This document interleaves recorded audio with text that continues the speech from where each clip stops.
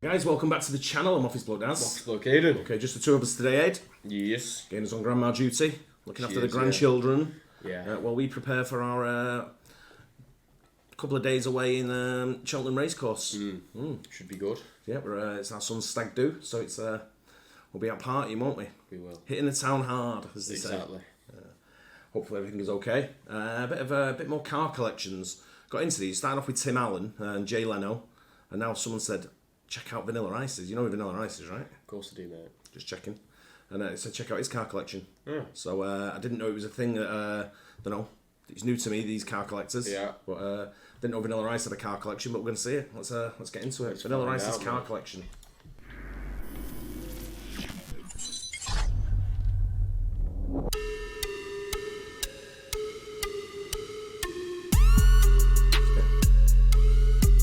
Wow.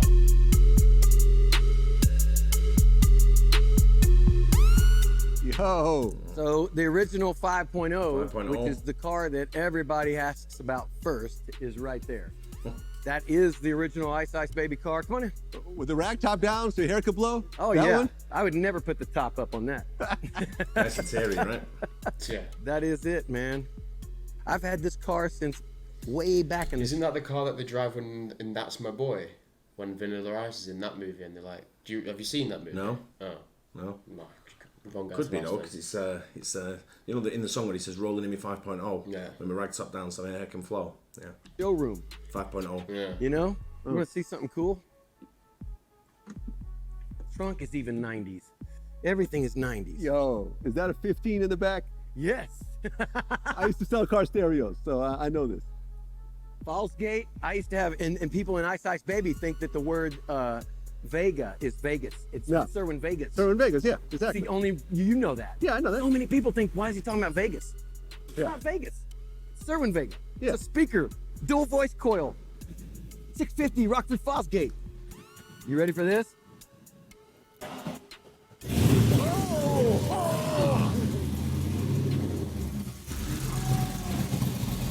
Yeah! Bad motherfucker, man.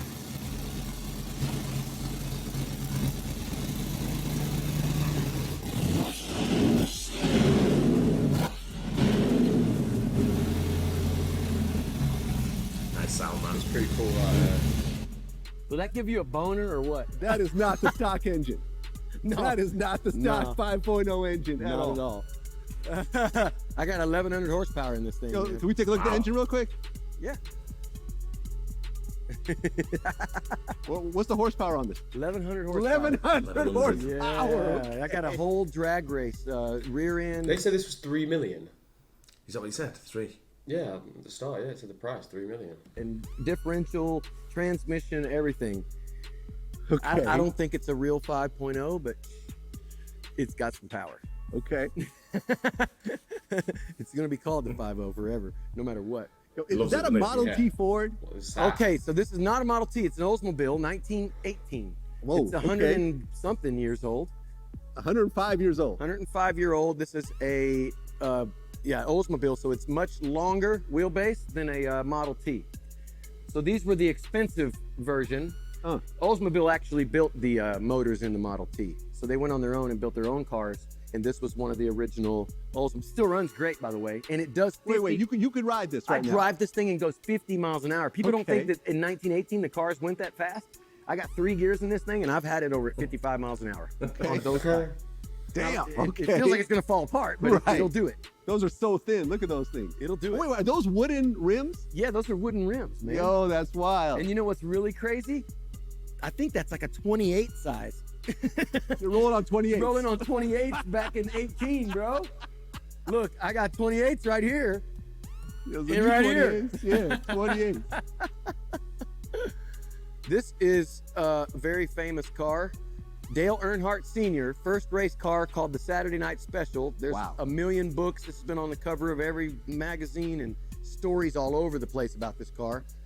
He had a little cheat button right here that he took a paper clip that he hid right down in his race suit, and he'd pull it out and he'd stick in this little pinhole, and it would advance the timing, which was highly illegal. And they wrote a whole story on that. So there's stories about this car and interviews I do just about the car. How much is this worth roughly? $3 million. $3 million. This car's worth $3 million. He's got these cars that he's shown already, just the 3 that he's shown. Are proper collector's cars. They're not it's not something you have in your collection and think it's just expensive. It's the real sort. There's a story behind them, isn't there? Yeah. He's got the movie. They're all the type of cars I expected him to have as well. Really, like these type of guys. He's like one of them guys like Vanilla Ice. It's like he's still like living his life as a young'un. Although he's like getting older now. Was Nick Nolte and Eddie Murphy punched Eddie Murphy right here in this car. Nick Nolte did. This is 48 hours car. Yeah. This was the blue Cadillac. And I got this from Hollywood Cars. I've had this longer than any of my collector cars. I did a movie with Nick Nolte called Ridiculous 6. And he told me the story about this and about him getting punched in the face.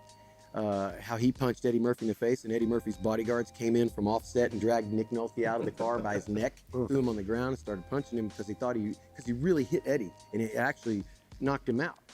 And Eddie comes over and goes, no, get off him, man. It's just an accident. So they had to wait like an extra week because, Heal up? Yeah. Yeah. Cool stuff, man. I've got a #1 car here. This is a Corvette 1954. Wow. And when I say #1, it means it's a matching number car, fully original, exactly like it came off the showroom floor in the original state. And it's been documented as a #1 car. So everything matches, all your serial number and engine. So that's exactly the way everything, and it runs perfect. How much is that worth, you think? This one right here is probably worth, I'd probably say, since it's a #1 car, it's not a celebrity car, probably 200, 250. Okay. That's still an expensive car, you know? Being a #1 makes it expensive, but this one I've got 150,000 bucks in it, man. Yeah, this is crazy. This is my newest. Look at these rims. The Dayton's? See the Vanilla DeVille? No, they're way beyond Dayton's. These are custom cuts. Okay. These are all hand etched. Everything is hand etched. Wow. So the entire underside is gold and hand etched. The underside is gold. Let me see if I can show you. Everything, every bumper. I got first place in the lowrider show. Oh, it's on hydraulics. Fully hydraulic. Oh, okay. Swivel seat. Look at the seat. All the seats swivel. Okay. Proper that? pimp mobile, isn't it? That looks like a little, on the inside, looks like a bit of a girl's car. It's a pimp my ride car, that. Yeah. He's had it proper pimped up, that. That's quite cool, that.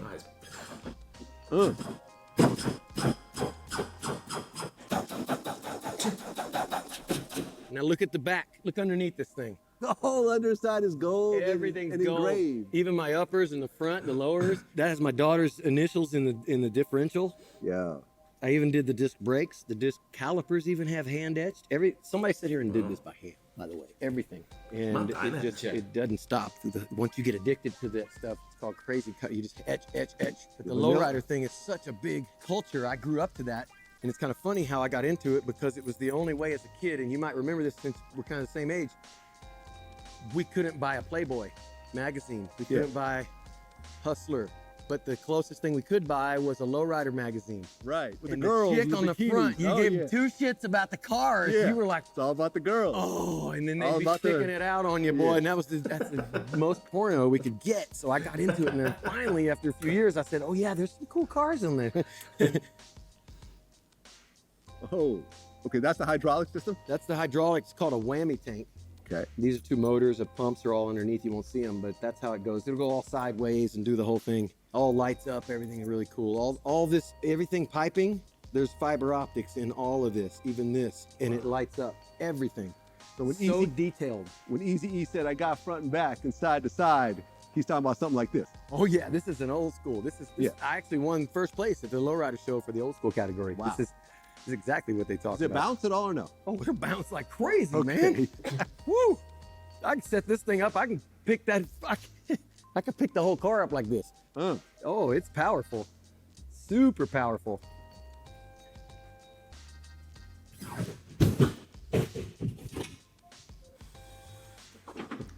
Super powerful.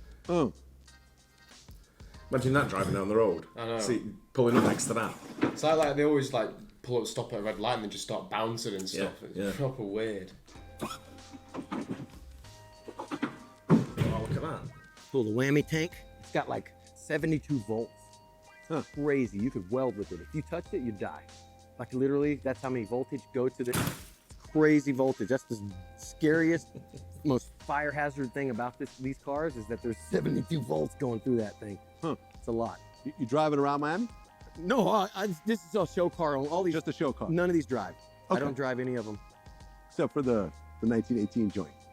Every so I often. do. On a nice day around polo season. Yeah. Me and my buddies, we do it's called the brass. We take them to a brass show, Mhm.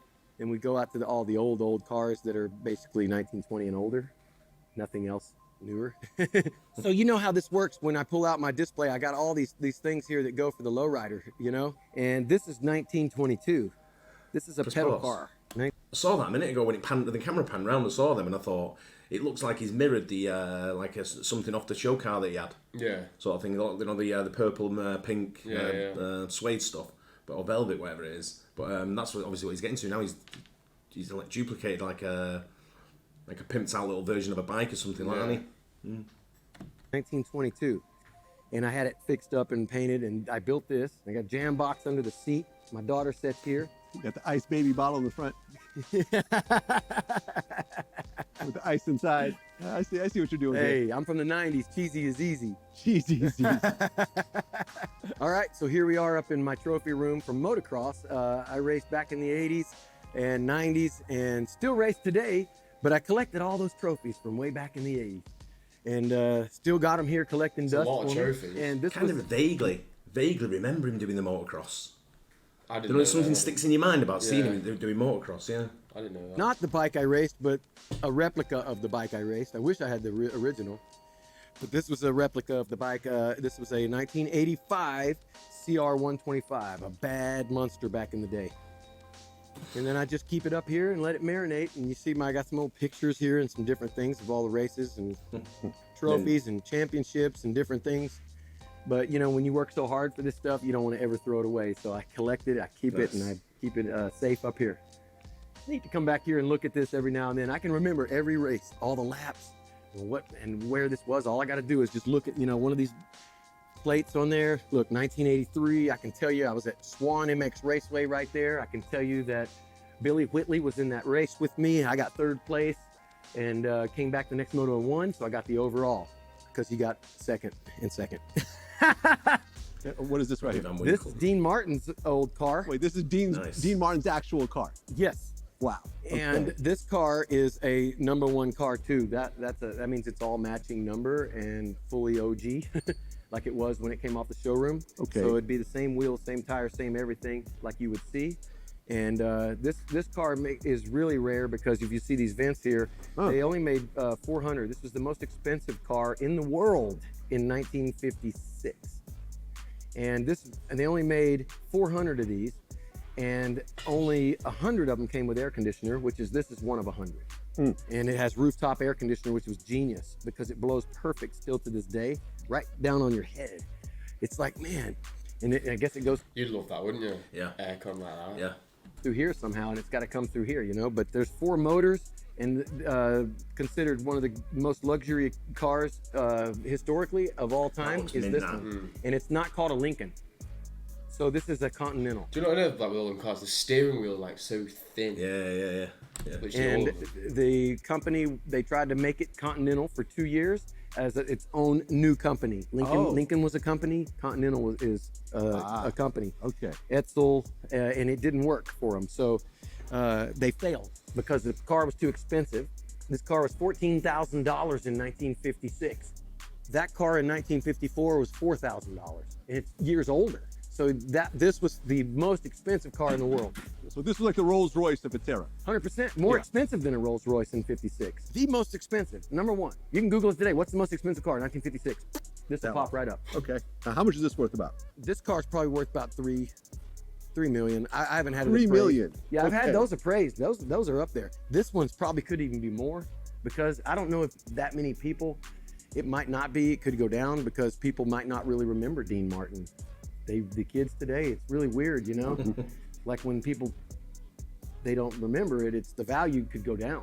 So I'm hoping people remember Dean Martin and the Rat Pack. Marilyn Monroe rode over here. I've got 400 pages of Marilyn Monroe rode documents in and this car. He loaned it to Elvis Presley while he was on his Vegas thing in Vegas. We're in a museum Sammy right Davis Jr., all the Rat Pack, everybody's been in this car. I've got video, picture, everything of this. So we're in a museum right now, basically. We're in a museum. I have others. I have more. I have 31 cars. 31 cars. 31. How much is your whole car collection worth if you were to add it up? Just never did. If I put a value on it, Roughly. 50 million, $50 million car collection. probably. Okay, you win. Maybe more. You win. I like cars, man, but you know, it's not just about having a bunch of cars, it's about having special cars. Yeah. Celebrity cars are fun. Yeah. They carry way more value when they have a story behind them. If you look at Meekum and the auctions and Barrett Jackson, you'll see that the story cars could be a piece of shit. But if you had the original, because like the original Bandit car is a turd. 1978 Cadillac Pontiac was a turd. But the car's worth a crap load of money. It's the Bandit car. That car was a pile of crap, man. You could peel up the floorboard and you had a hole this big. Watch the road go by. It was so rusted out when I got it, but it has the serial number from the movie. I got the paperwork that says this serial number belonged to this movie, and it's documented. That makes the car value through the roof. Okay. Incredible collection, man. People want the stories of cars, you know, and now they're my cars, and they'll never be sold. Not even after I'm dead. My kids can't sell them. It's in my will. They It's say in your will. They have to keep them. they have to. Generational. It has to be. You can't. Then they have to take care of them too. It's in there too. The details of how to take care of them are even in there. Because the value goes up. Listen, every one of these right here is better investment than I've got on any stock market or any house or anything. These are great investments, these cars. Right. If you're gonna set money, why set it in a stock market? Get you something like a celebrity-owned car, an Elvis car or something, and air condition it, keep it safe, and watch what happens in 20, 25 years. Yeah, I mean, Put that same amount of money in a stock or in a CD or a trust or any kind of account and watch what it does. It won't excel like this. All right, it's like artwork, basically. Same reason I buy my houses. My houses, some of them I've never even seen. And this is a true story. You haven't seen some of the houses you own. Never. And I buy them because I buy tax auctions. I buy tax liens.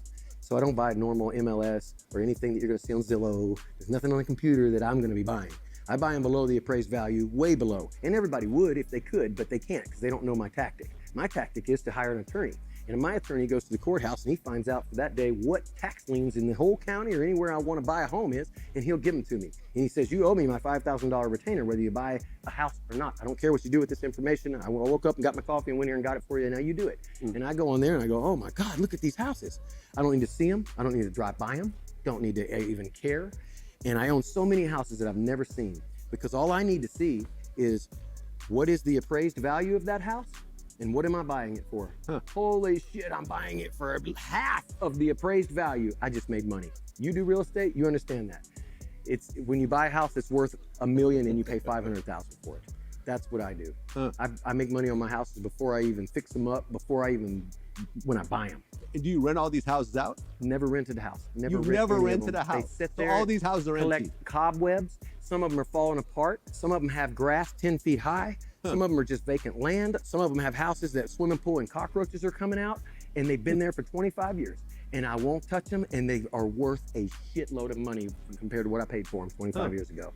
That's the thing with real estate. You get in, and then you get out. Whenever you get in, you're gonna get out better than what you did. Even in 08, I do seminars about 08 and the housing crunch. During the housing which scared crash, people. It didn't scare me, it fueled Well, me. you had money back then. But I also made more money during that. Exactly. If you Because when you that. have money during recessions, you always make out. Whether it's property, stocks, art, Unless you're a jewelry, dummy. whatever. Unless you're dummy and blow it, yeah. Exactly. So, but the truth is I profited on it. And I hate to tell people that, but 08 made a profit because I turned around. And instead of buying short sales and foreclosures, I learned how to buy tax liens because a lot of tax properties, if they're not paying their mortgage, they're not paying their tax. So what happens with the IRS is they eliminate anything. HOA liens, a lien on a house, a mortgage, a second lien, all goes away to the trash. Nobody gets paid. Those people have their own insurance set up, right? IRS takes over. They don't want to sell homes. They want to give them away for only the value of what the back taxes are owed. So when you want to talk about what you buy pennies, houses for pennies on the dollar, that's how you do it. Tax liens. Tax liens. And you have 18 months to reinvest it and not spend any of the capital gains from the profit that you made on the house that you sold. So you have to reinvest it. So you compound it. Yes. And then instead of paying Uncle Sam that money, you just use that money to buy a Buy a bigger new house. Yeah, exactly. And then you went from $1 million to a $10 million house in a few years. Real estate will be your... Quite a character. Yeah, he seems like a cool guy. Yeah, he does, and he's. I mean, he was massive in the 80s, wasn't he? Yeah. I mean, Ice Ice Baby was like one of the biggest songs of all time. Yeah. But he's. I don't think I've ever seen him without a hat on though. No, he's bald. Is it? I don't know. Probably. Just He big probably baldy is. head down the middle. Yeah. No, he's quite a character with these investments, or like what he's talking about. Yeah. And obviously, he just leaves a house there just rotting and going bad, rather than just sort of like invest in it and get rid of it. His style of investment's quite out there. Yeah. But that car collection's something else, all right. I $50 know, million. yeah. So 31 cars, $50 million. And they don't even move as well. They just stay there. Yeah, couldn't use them. Yeah, and these kids can't sell it. They've got to look after them. I mean, he still they could. Once he's gone. Yeah. Yeah. But that's some collection, that though. Like I said, the one thing I liked about that is everything had a story behind it. Yeah. There was a reason why he had that car. Yeah, they were all quite different as well, Yeah. really. Mm-hmm. But he's Unique type cars. They're not just expensive cars. Yeah, they've all got a really good story as well, especially the Dean Martin one. That was quite interesting. That. Yeah. Yeah, good though. Hope you guys enjoyed it. Don't forget like and subscribe. I'll see you in the next one. Cheers. Cheers.